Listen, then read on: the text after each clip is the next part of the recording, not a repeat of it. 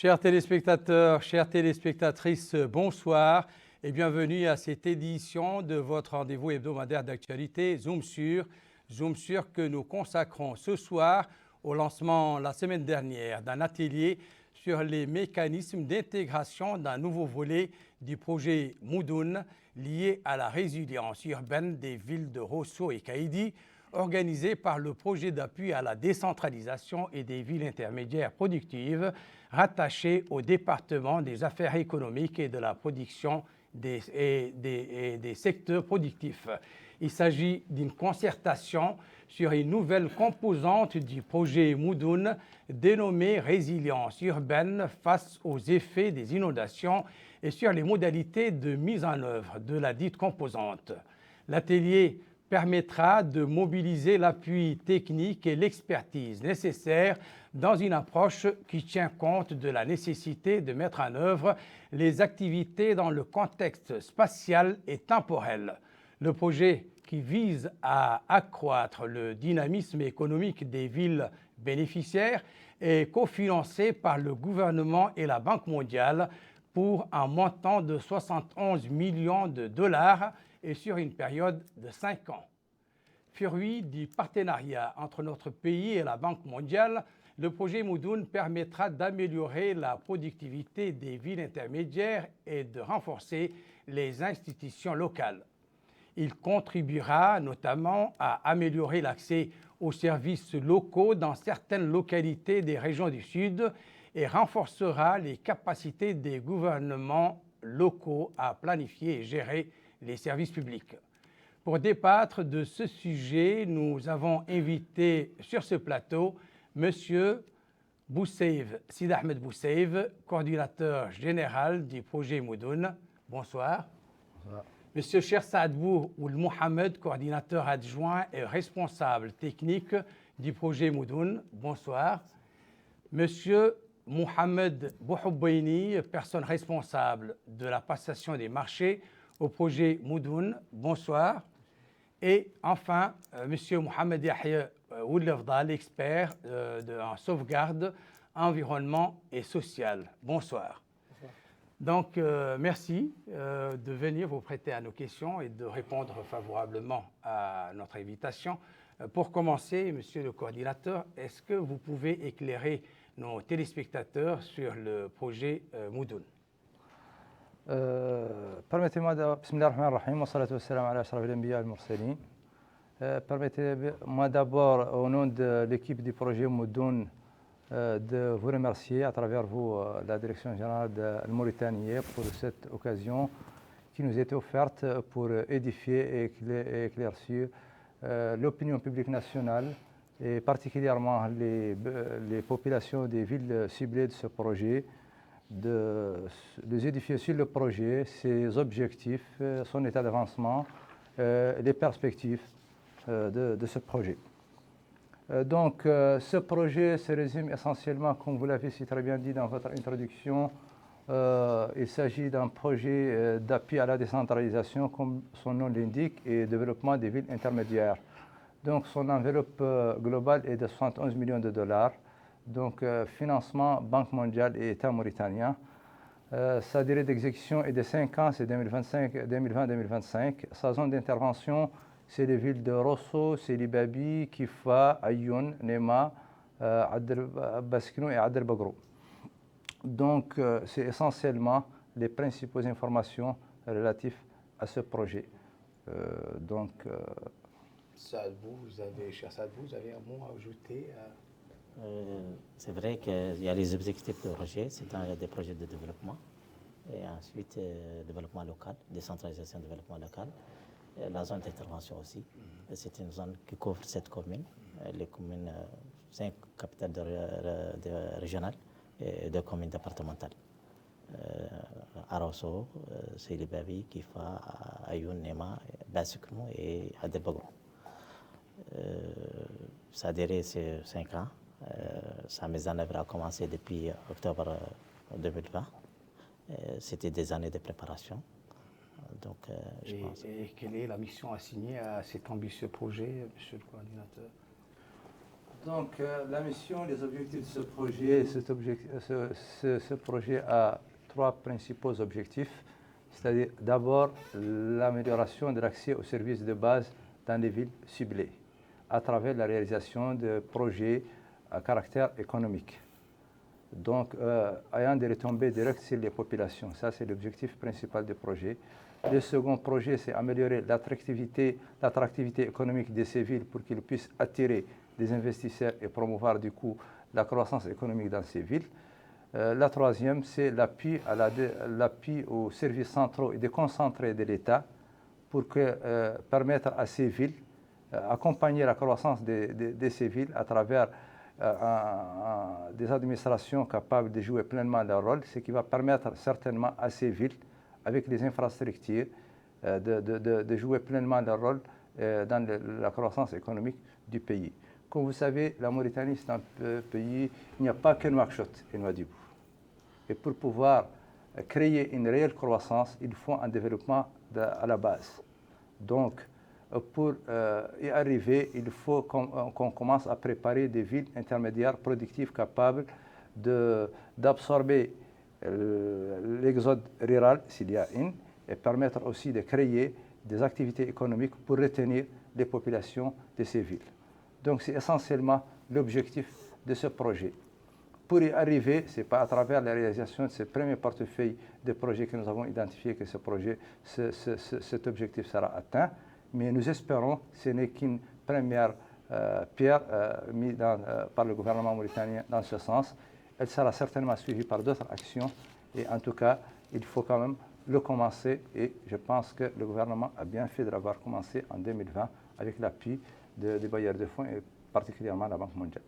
Et pourquoi le choix s'est porté d'abord sur ces deux villes de Rosso, Kaïdi, avant de s'étendre aux autres villes permettez-moi de vous préciser un peu, parce que le projet Moudoun, dans son montage initial, il n'y a que les 7 villes qu'on vient de vous citer. C'est Rosso, Selibabi, Kifa, Ayoun, Nema, Adelbagaro et Basknou. Ces villes ont été choisies sur des critères objectifs, sur leur poids démographique d'abord, leur potentialité économique et leur éloignement par rapport à Nouakchott. Ça, c'est les 3 critères qui ont servi pour sélectionner ces 7 villes. OK. Et c'est les 3 critères sur lesquels nous sommes basés pour répartir l'enveloppe entre ces différentes communes. Donc, c'est des villes qui ont été proposées par le gouvernement sur cette base que je viens de vous citer et qui sont acceptées par la banque. Maintenant, le nouveau atelier, c'est une nouvelle composante, une nouvelle 4e composante qui sera mise en œuvre par le projet. Donc, une composante additionnelle qui sera mise en œuvre et elle est en cours de préparation, et c'est particulièrement sur Rosso et sur Kaïdi. Et nous y arriverons, Inch'Allah, pendant la mission pour vous édifier essentiellement. Permettez-nous d'abord de vous édifier davantage sur le projet d'un montage initial, puis on parlera beaucoup plus à la fin peut-être de la mission de la composante additionnelle. D'accord. Et quelles sont les dispositions spécifiques à la protection environnement et sociale? Il faut bien que quelqu'un de vos collaborateurs puisse également vous édifier s'il faut. Allez-y. Bon, merci beaucoup. Donc, de toute façon, comme l'a dit M. le coordonnateur, le projet, donc, dans son intégralité, donc, il est mis en œuvre donc, à travers le dispositif donc, coordonné par la cellule basée à Nouakchott. Maintenant, il y a des prérequis. Comme vous le savez, les bailleurs, quelle qu'en soit l'envergure, tiennent à ce que les financements mobilisés ne soient pas préjudiciables ni à l'environnement ni à la société. C'est pourquoi il y a des prérequis, et les prérequis dont vous parlez émanent de 2 dimensions. D'abord, la politique de durabilité de la Banque mondiale, avec les principes donc, dictés par la Banque mondiale en termes de sauvegarde environnementale et sociale, qui sont respectés de façon accrue.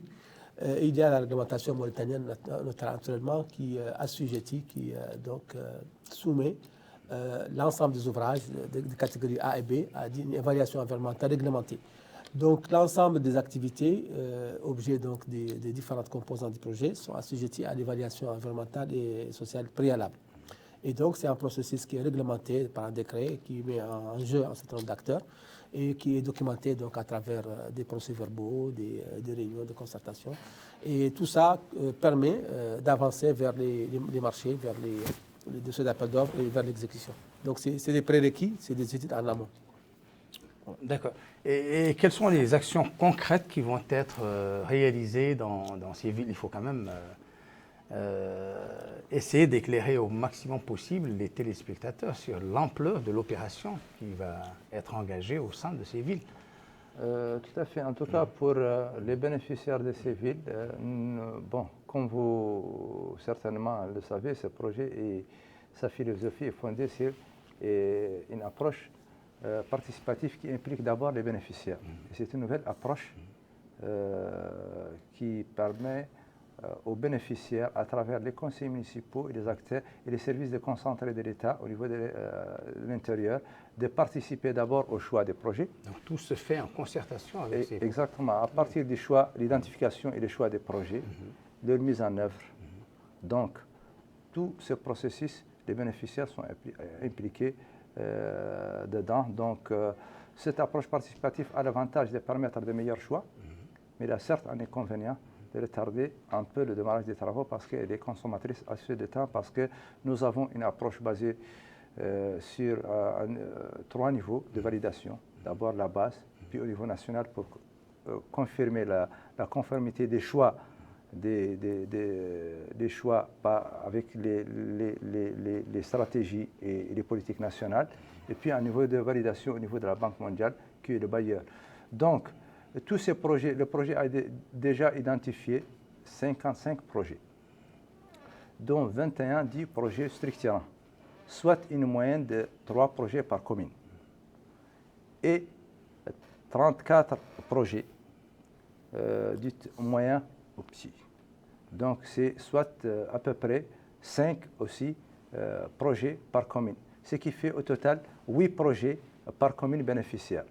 Donc ces projets sont généralement des projets de centres d'enfouissement technique, c'est des projets de voirie urbaine, c'est des projets de mini-laiterie, donc c'est des projets des aménagements urbains, c'est des projets des équipements marchands, donc dans les différentes communes, et nous avons des détails par commune. Si vous avez le temps, le directeur technique peut vraiment vous donner les projets déjà identifiés par commune. Donc c'est vrai que ce processus, pour qu'on puisse vraiment... Mais pour un projet comme celui-ci, on est en droit de se demander quel dispositif de passation des marchés est mis en place par le projet.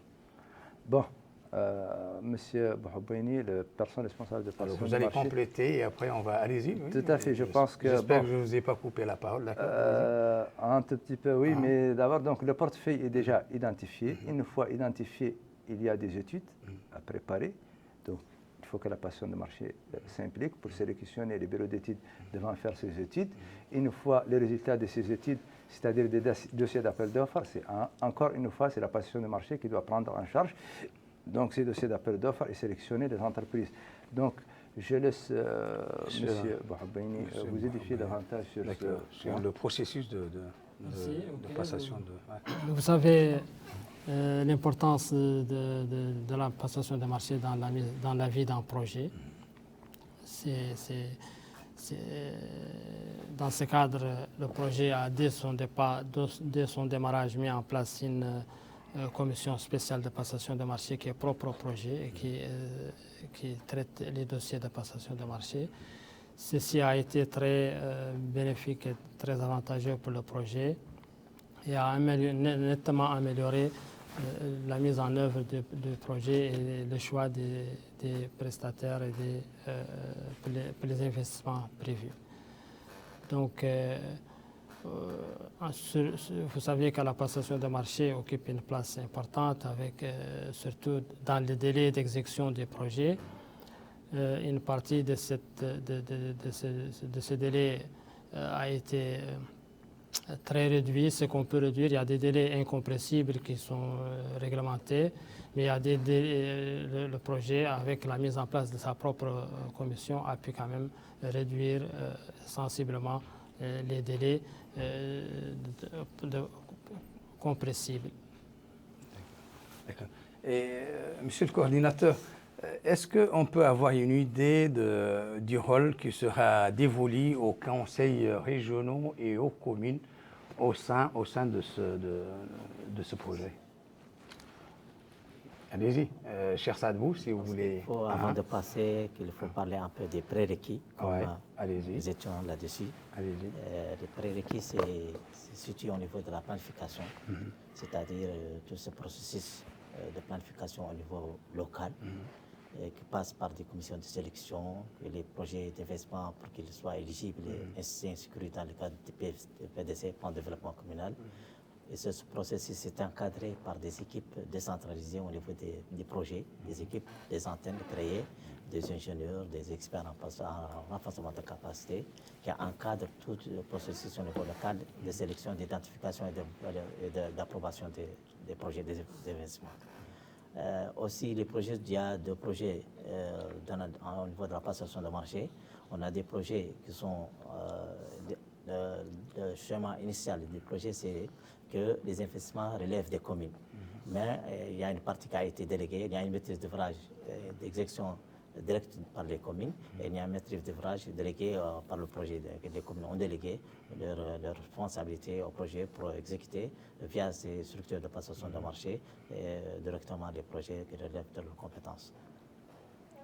C'est le coordinateur, c'est... En ce qui concerne votre question relative à quel rôle dévolu aux conseils régionaux et aux communes, bon, les communes sont les bénéficiaires de ce projet. Parce qu'il s'agit d'un projet de développement des villes et comme vous savez, la notion des villes est beaucoup plus liée aux communes. Donc, ils sont vraiment un élément central dans les dispositions de mise en œuvre de ce projet. Les communes bénéficiaires.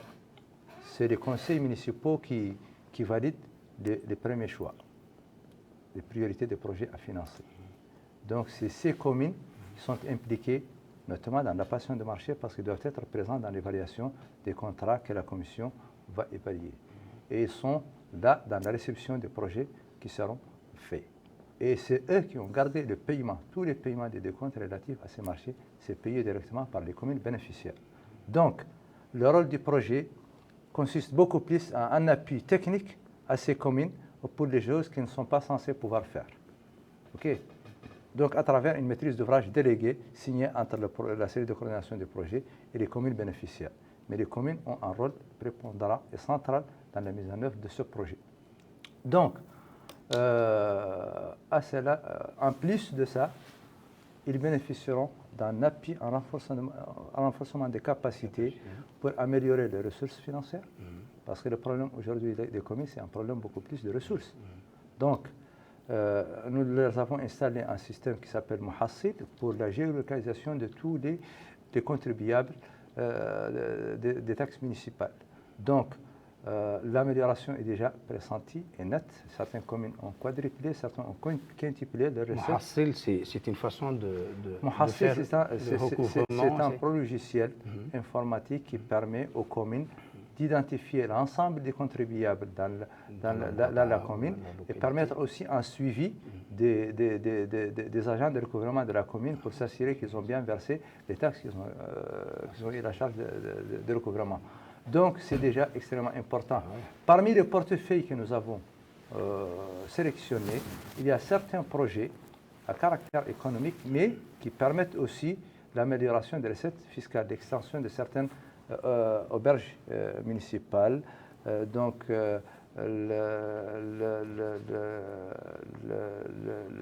la réalisation de certains marchés municipaux qui certes vont contribuer à l'activité économique pour les marchés et pour l'extension des auberges, mais aussi ils vont permettre aussi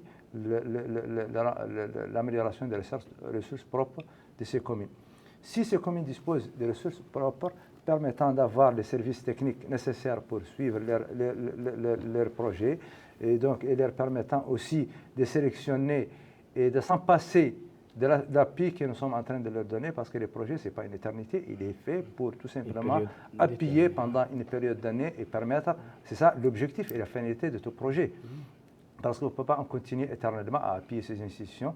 Donc, nous sommes déjà, bon, ce n'est pas aussi d'ici dans 5 ans ou 6 ans, mais il faut qu'on commence à appuyer de façon graduelle ces communes et ces institutions locales pour qu'ils puissent jouer pleinement leur rôle en ayant les ressources nécessaires pour le faire. Donc, c'est essentiellement l'un des principaux objectifs aussi, en plus de la réalisation de ces infrastructures économiques. Pour les conseils régionaux, ils bénéficient de l'appui en renforcement des capacités aussi, dans le cadre de ce projet.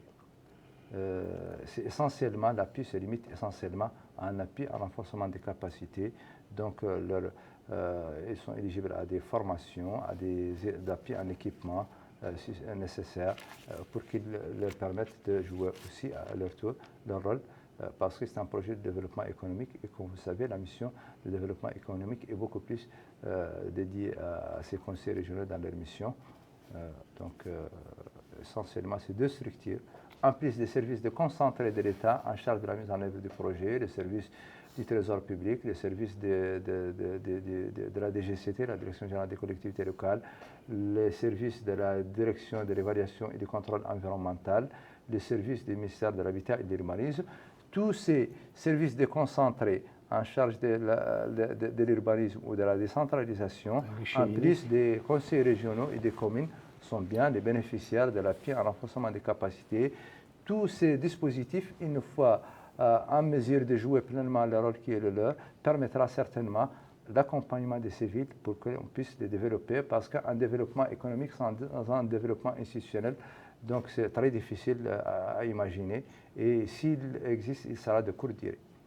Et si on rentrait un peu dans les détails, parce qu'une ville comme Néma n'est pas comme Rosso, quels sont les besoins d'une ville comme Rosso, quelles sont les priorités en termes des travaux qui vont être faits.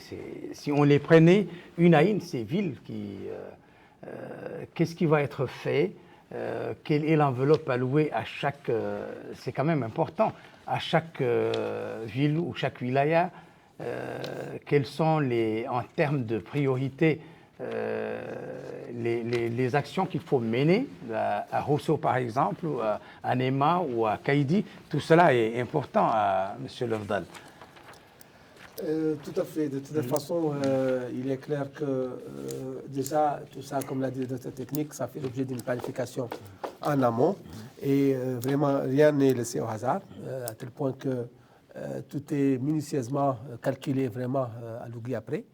Et donc, c'est un dispositif qui va ensemble, comme on va dire un moteur de véhicule. Donc, il y a plusieurs rôles.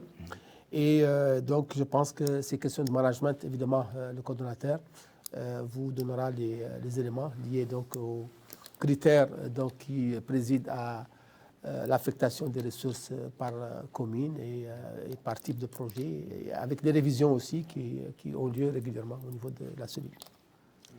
Juste pour compléter ce que vient de dire monsieur le responsable social, environnemental et social. Nous savons que le coordinateur a toutes les informations, mais mon souci est de vous associer un peu au débat, puisque je m'excuse. Tout à fait. Je donc, suis obligé de aucun les faire. problème, c'est à vous de gérer Allez-y. votre mission de la façon qui vous permette. Toute cette équipe, l'avantage de cette cellule de coordination, que nous sommes une structure réduite, légère certes, pour tout le monde et polyvalent. On travaille tous en équipe et tout le monde est au même degré presque d'information. Donc, je pense que le choix de ces villes, je vous ai bien dit les critères sur lesquels le gouvernement s'est basé pour choisir ces villes. Donc, bien évidemment, le projet a appuyé les communes pour chacune à élaborer son plan de développement communal. C'est ce plan qui va vraiment définir quelles sont les priorités en matière d'infrastructure pour chacune des communes. Et c'est au conseil municipal de choisir parmi les projets identifiés dans le cadre de ce plan de développement communautaire quels sont réellement les projets qui sont pour lui les plus prioritaires. Donc c'est sur cette base que nous avons vraiment retenu ces deux premiers portefeuilles pour un total de 55 projets, comme je vous ai déjà annoncé au début de cette mission. Donc la répartition de cette enveloppe a été faite sur la base des critères déjà prévus dans l'accord de financement. Il s'agit de 20% et répartis de façon égale entre les 7 communes bénéficiaires. D'accord. 50% en fonction du poids démographique de chacune des communes. C'est la base des statistiques de l'ANSAD et des institutions nationales. Donc, 20%, 20% sur la base de l'attractivité et la présence des acteurs économiques dans chacune de ces villes. Et 10%. Donc, Ouais. et 10% sur donc l'éloignement par rapport à Nouakchott. C'est essentiellement les trois critères, parce que le premier critère est neutre. Les trois autres critères. Donc, le résultat, nous avons sur les 71 millions de dollars, 36 millions de dollars à répartir entre les 7 communes. OK? Donc, 8 millions de dollars, c'est pour le renforcement des capacités des institutions centrales, mais aussi les services déconcentrés de l'État, des communes et des conseils régionaux. Et nous avons 8 millions de dollars pour le coût de fonctionnement de la cellule, le suivi et évaluation du projet, son audit et les missions de contrôle et d'appui. Donc, nous avons aussi une autre sous-composante, électrification rurale à Hod Sharqi. C'est une sous-composante rattachée au projet uniquement. Pourtant, elle n'est pas de nature, elle n'a pas le même objectif que le projet, mais elle lui a été rattachée tout simplement. Et le rôle du projet se limite tout simplement aux aspects de la gestion financière. Cette composante, elle est exécutée à 100% par la Somelec et son montant est de 19 millions de dollars. Donc, les 36 millions de dollars dédiés directement à ces communes est réparti entre ces communes sur la base des 4 critères que je viens de vous citer, et 20% à part égale, 50% sur la base du poids démographique, donc 20% sur la présence des acteurs économiques, le nombre des acteurs économiques présents dans la ville, et 10% sur la base de son éloignement par rapport à Nouakchott. La répartition, donc c'est 6 millions de dollars pour Rosso, 4,6 millions de dollars pour Sidi Babi, 8,6 millions de dollars pour Kifa, 4,5 millions de dollars pour Ayoun, 3,8 millions de dollars pour Nema, 2,2 millions de dollars pour Adel Bogrou et 2,3 millions de dollars pour Basknou. J'ai oublié que le camp d'Emberre aussi est bénéficiaire de ce projet parce que nous avons une partie de nos fonds provient des guichets réfugiés et le camp aussi donc, est bénéficiaire, d'où le camp réellement il est sur le plan proximité. Urbain, qu'est-ce qui va être fait Non, le camp d'Emberre. Oui. Non, ça c'est des investissements beaucoup plus à caractère social pour aider, parce qu'ils ne sont pas censés être là de façon durable. Donc, oui, donc ils ne sont pas censés être là de façon durable. Nous sommes là pour les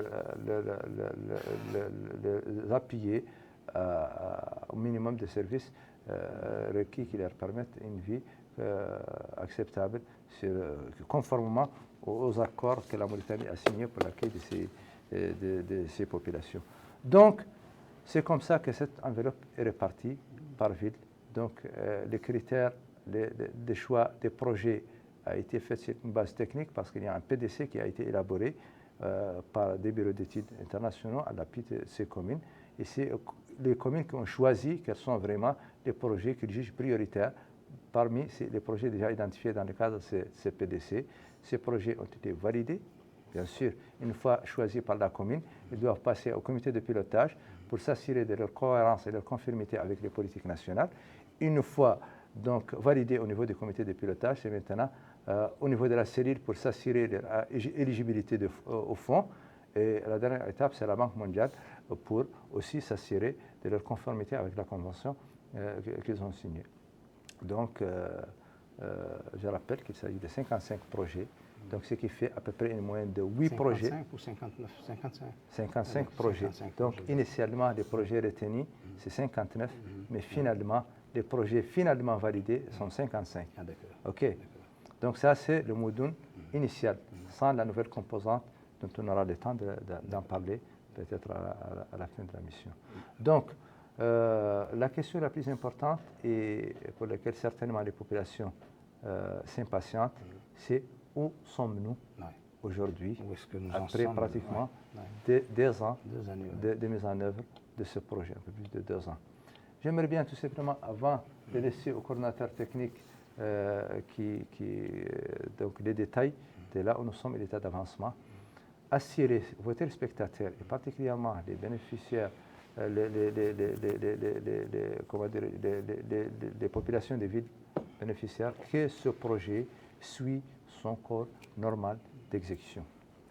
Donc il faut bien noter que cette approche participative, elle est consommatrice un peu du temps. OK. Il faut bien noter que les choix de ces projets, les choix effectués par les communes ont ressorti 21 projets structurants.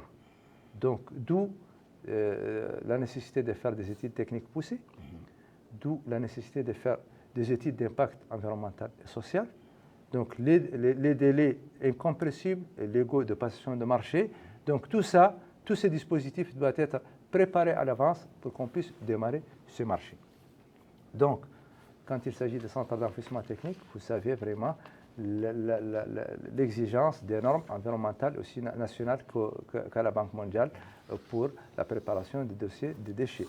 Quand il y a de la voirie dans un milieu urbain déjà préexistant, il y a tout simplement beaucoup de choses. La programmation initiale a été faite à ce que la première moitié de la durée de vie du projet soit consacrée à la réalisation des projets dits simples, moins, et la préparation des études techniques pour les projets dits structurants.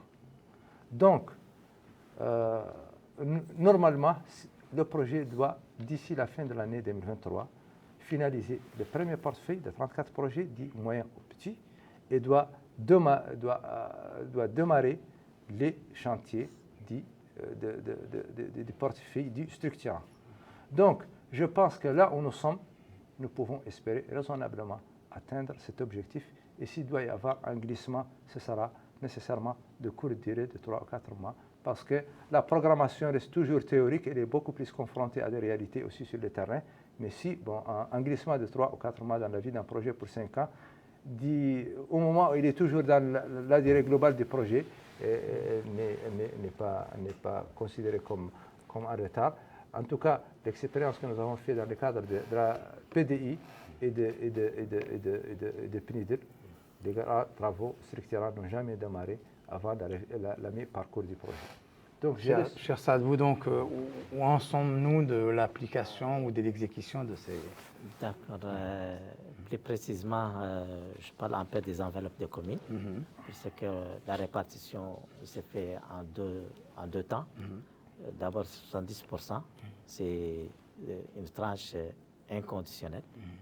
Et il y a une autre tranche de 30% d'investissement, des montants, c'est conditionnel pour que les communes se prennent en charge. C'est-à-dire avoir un noyau technique, avoir des décaissements, pourcentage de décaissement, des investissements, avoir des recettes propres, augmentation des recettes propres. C'est exactement visé pour la pérennité des activités du projet. En ce qui concerne les investissements, on a deux portefeuilles. Le premier portefeuille des projets structurants, les études techniques, c'est en phase d'achèvement, les études aussi environnementales et sociales. On compte lancer le DAO, des plus grands projets. Le DAO, des lancements des projets, les travaux pour les travaux en mai pour le déchet de Rosso. Et les autres projets se poursuivent, Inch'Allah.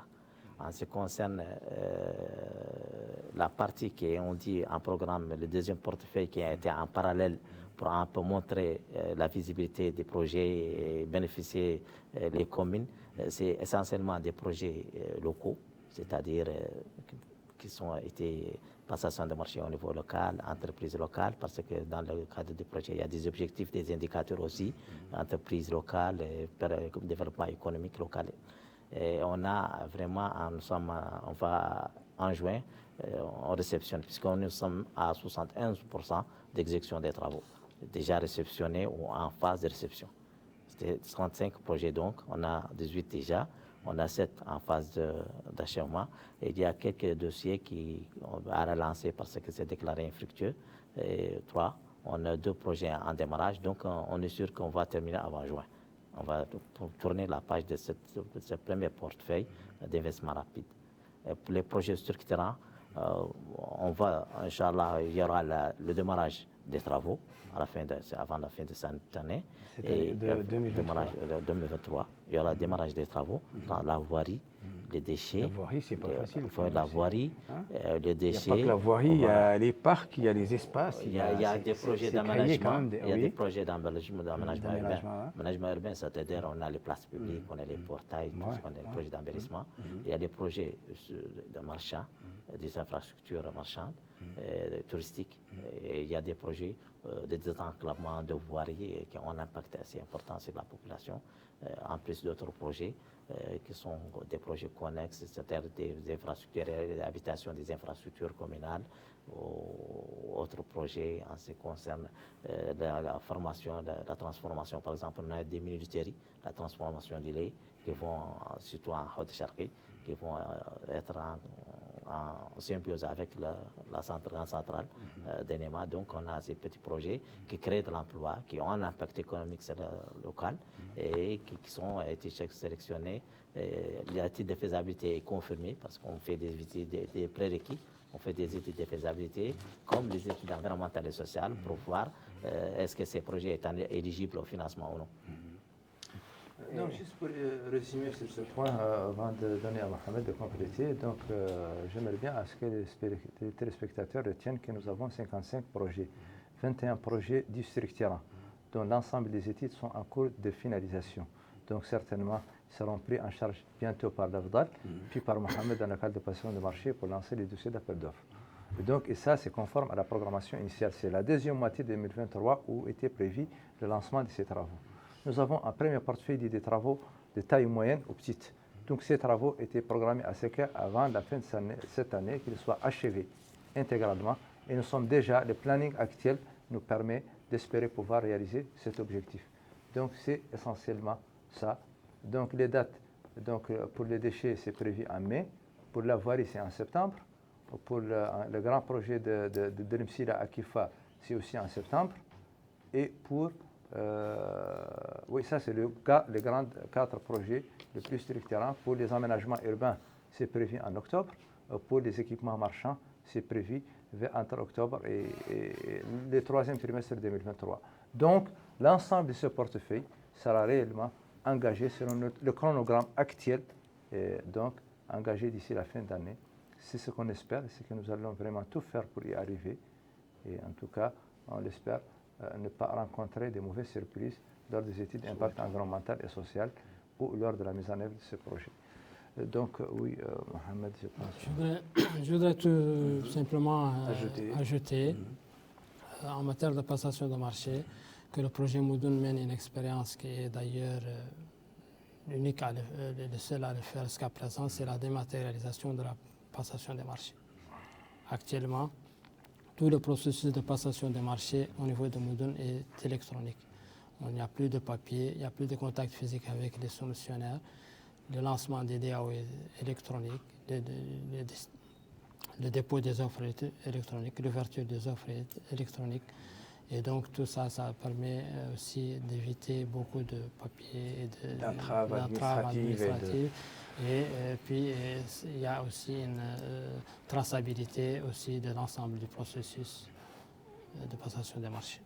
Et comment les gens ont accueilli, les populations elles-mêmes ont accueilli la réalisation de ces projets structurants, puisqu'il s'agit quand même on a parlé de voirie, on a parlé de l'assainissement, parfois il s'agit de démolir, je ne sais pas, des maisons, des bâtiments. Ça, c'est à l'AFDAL de oui. C'est la sauvegarde sociale. En fait, il faut dire que dans tous les cas de figure, c'est un projet de connotation socio-économique. Donc, comme vous savez, le développement durable, c'est les 3 sphères, l'économie, la société et l'écologie. Donc, étant donné que le développement durable, il met l'homme, c'est-à-dire la société, au cœur des enjeux, évidemment, il va y avoir prise en compte de cette dimension environnementale pour rester dans la durabilité. Donc, il y a certains projets, d'ailleurs, la réglementation, elle catégorise les ouvrages, les projets ne sont pas les mêmes. Il y a des projets qui ont un impact. Il y a d'autres projets qui ont un moindre impact et il y a des catégories A et B assujetties l'une à l'étude, l'autre à la notice d'impact environnemental et social. Donc, dans tous les cas de figure, ce n'est pas parce qu'un projet ou un autre correspond à un impact négatif qu'il ne va pas être fait. Non. Le projet peut être fait, mais moyennant des mesures qui sont énumérés dans le cadre de ce qu'on appelle un plan de gestion environnementale et sociale. Donc, ce plan de gestion environnementale et sociale représente un instrument de suivi, de gestion des risques. Et donc, dans tous les cas de figure, tout le processus se fait de façon inclusive par rapport à ces populations-là. Donc, les populations des quartiers, des communes, des riverains sont fortement impliquées dans ces processus de sauvegarde environnementale et sociale, qui sont, comme je l'ai dit, documentés. On sait qui a parlé de quoi, quand et comment, et il y a toujours des possibilités de plainte, de réserve. Et en plus, le projet correspond aussi à une forte dimension de ce qu'on appelle l'hygiène, santé, sécurité, environnement. Donc, il a des dispositions aussi accrues qui émanent aussi de la politique de la Banque mondiale en matière de protection des ouvriers, de protection des travailleurs. Et donc, tout ça, c'est un paquet qu'on appelle sauvegarde environnementale et sociale qui correspond vraiment à un grand intérêt au niveau du projet Moudoun, avec une équipe assez présente. Et je rappelle aussi qu'il y a à l'intérieur des antennes de Moudoun, avec un personnel technique, d'ingénieurs, d'experts, qui couvrent l'ensemble des projets dont ont parlé les coordonnateurs et les équipes. Donc la question de sauvegarde est une question qui est omniprésente et c'est un prérequis parce qu'on ne peut pas aller vraiment dans l'exécution avant de boucler ces prérequis-là. C'est rassurant. Et en cas de succès, est-ce que le projet compte s'étendre à d'autres villes du pays, puisque ça va faire des jaloux quelque part, puisque si on entame cette opération et qu'elle réussisse, c'est ce qu'on lui souhaite, est-ce qu'il y a une éventualité que d'autres villes qui ne sont pas celles qui ont été retenues bénéficient de... Oui, tout à fait. D'abord, je profite de cette occasion pour féliciter l'équipe parce que réellement, l'évaluation et la dernière mission de supervision de la banque nous a déjà autorisé à recruter un bureau d'études pour préparer l'extension du projet à d'autres villes.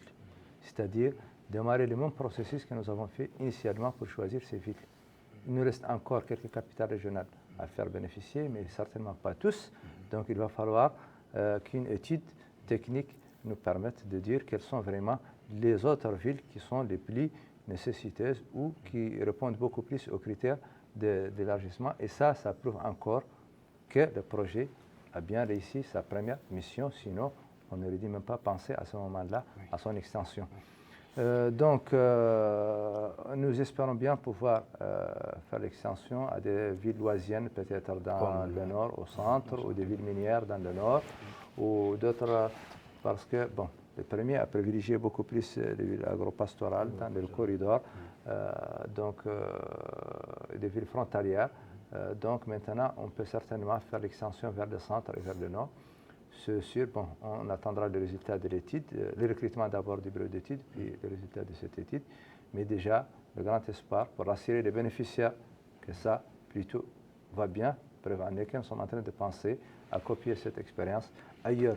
La deuxième preuve, c'est-à-dire le fait de penser à nous confier la mise en œuvre de la nouvelle composante, donc objet de l'atelier, que la Mauritanie a couvert la semaine dernière et qui aussi, c'est extrêmement important parce qu'il s'agit d'une nouvelle composante qui n'était pas initialement prévue dans le projet et qui, à la demande du gouvernement, va permettre la mise en œuvre et l'exécution d'un réseau d'assainissement à Kahidi, à Rosso. Comme vous savez, les inondations que la Mauritanie a connues en 2022, avec un taux de pluviométrie dépassant beaucoup plus la moyenne décennale pour certaines villes, a provoqué certaines inondations. La réaction et le réflexe du gouvernement était de solliciter l'appui des partenaires au développement pour résoudre ce problème. Donc la démarche a été vraiment, c'est vrai que les inondations ont eu lieu partout, mais l'étude technique a bien montré que Rosso et Kahidi, les deux villes, étaient les plus exposées au risque d'inondation, non seulement pluviale, mais aussi fluviale. Donc, la réponse la plus urgente a été, donc dans le cadre du projet Moudoun, c'est beaucoup plus à Rosso et à Kahidi. Nous sommes assez avancés pour le moment, parce que nous avons identifié ces deux villes. Donc, nous avons fait un phasage pour l'action à entreprendre dans ces deux villes. D'abord, des actions pouvant être exécutées avant le prochain hivernage. Et donc, il y a des actions à moyen terme qui peuvent résoudre ce problème de façon beaucoup plus durable. Et il y a des actions à long terme aussi que nous devons. Allez-y. Non, allez-y. Donc, je pense que c'était l'objet de l'atelier. Donc, le phasage a été validé, les composantes ont été validées. Donc, les bureaux d'études seront recrutés d'ici la fin de ce mois pour commencer les études. Et nous espérons pouvoir vraiment. Le projet Moudoun a déjà signé une convention avec l'ONAS pour l'éclairage et le nettoyage des réseaux déjà existants, pour la réhabilitation des stations de pompage à Rosso, l'acquisition de certaines pompes électrogènes pour appuyer le service de l'ONAS pour certainement, s'il y a des inondations, qu'ils puissent vraiment réagir, et les services administratifs et de la municipalité, des conseils régionaux, pour qu'on puisse atténuer les effets des inondations éventuelles dans le prochain hivernage. Mais aussi réfléchir en même temps sur une solution radicale et durable à travers la réalisation d'une étude complète et des travaux qui seront exécutés certainement dans 3 ou 4 années à venir pour résoudre de façon durable ce problème et atténuer et faire face à ces risques d'inondation assez importants auxquels fait face aujourd'hui les deux villes, Kaïdi et Rosso. Pas seulement les deux villes, mais... Non, c'est les deux villes les plus prioritaires. Oui. Parce qu'ils sont au bord du fleuve et en sol argileux. Donc, tout ça fait qu'ils sont vraiment... et face à des besoins... donc, il faut une sélection, une priorisation. Vous avez dû le constater, le temps imparti à l'émission touche à sa fin. Les gens de la régie nous pressent. Est-ce qu'il y a un dernier mot? On fera un tour de table pour un dernier mot. En tout cas, notre dernier mot, au nom de toute l'équipe, je renouvelle mes remerciements à la Mauritanie pour nous avoir accueillis et nous donner cette occasion d'édifier l'opinion publique et les bénéficiaires sur l'état d'avancement du projet, sur sa philosophie, sur les démarches appropriées par le projet, sur ses perspectives. Donc, nous voulons à travers vous assurer les bénéficiaires que le projet va comme programmé globalement. Okay? Donc, il sera certainement exécuté avant la date de juin 2025. Tous les projets seront finalisés. Nous ferons le maximum vraiment pour aussi réaliser ce travail supplémentaire qui vient de nous être confié par le gouvernement, c'est-à-dire les travaux d'assainissement à Rosso et à Kaïdi. Juste un dernier mot, je leur dis et je répète, il s'agit d'un projet basé sur une approche participative. Les bénéficiaires, la presse locale dans les villes bénéficiaires, les activistes de la société civile doivent s'impliquer davantage pour le contrôle citoyen responsable.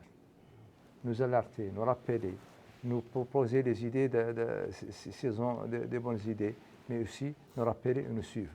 Donc le gouvernement fait bien son travail, nous sommes régulièrement et mensuellement suivis. La Banque mondiale l'est fait à travers les missions de supervision régulières, mais le contrôle citoyen aussi doit être appliqué et ils doivent penser non seulement à la mise en œuvre de ces infrastructures, mais aussi à leur exploitation. Parce que chaque infrastructure finalisée dans le cadre d'un projet fera l'objet d'un atelier, comment l'entretenir, comment l'exploiter de façon optimale et comment l'exploiter la plus grande durée. Donc ça, c'est le rôle de la société civile. Parce que l'objectif, ce n'est pas faire des infrastructures, mais s'en servir sans servir de ces infrastructures et l'exploiter pleinement. Donc ça, c'est le rôle de la société civile. Et en tout cas, le rôle de l'État, c'est de les faire, c'est préparer le terrain pour que ces villes soient attractives pour des investissements privés. Et ça aussi, j'en appelle au patronat que nous avons invité il y a de cela en une année, jour pour jour, le 20 mars, oui, qu'on ne peut pas développer de villes en Mauritanie ou partout dans le monde sans l'implication forte du secteur privé. Donc je le rappelle que le 20 mars 2022, nous avons à Kifa, lors de la cérémonie de lancement du projet, invité une grande délégation du patronat. Donc nous voulons vraiment qu'ils s'impliquent davantage dans et prennent les risques nécessaires pour des investissements dans l'intérieur du pays. Il est certainement assez promoteur, mais il faut un minimum de prise de risque de leur part. Et nous leur rappelons l'importance de leur rôle qu'ils doivent jouer, le rôle de la société civile. Donc, merci par ces propos du coordinateur rassurants et les doléances qu'il a adressé aux populations bénéficiaires. Nous allons clôturer donc cette émission de Zoom sur. Nous remercions M. Bousseïv, Sid Ahmed Bousseïv, coordinateur général du projet Moudoun, M. Cheikh Saad Bouhoul Mohamed, coordinateur adjoint et responsable technique du même projet, M. Mohamed Bouhoubeini, personne responsable des passations des marchés au même projet, et M. Mohamed Yahya Oulafdal, expert en sauvegarde environnement et sociale.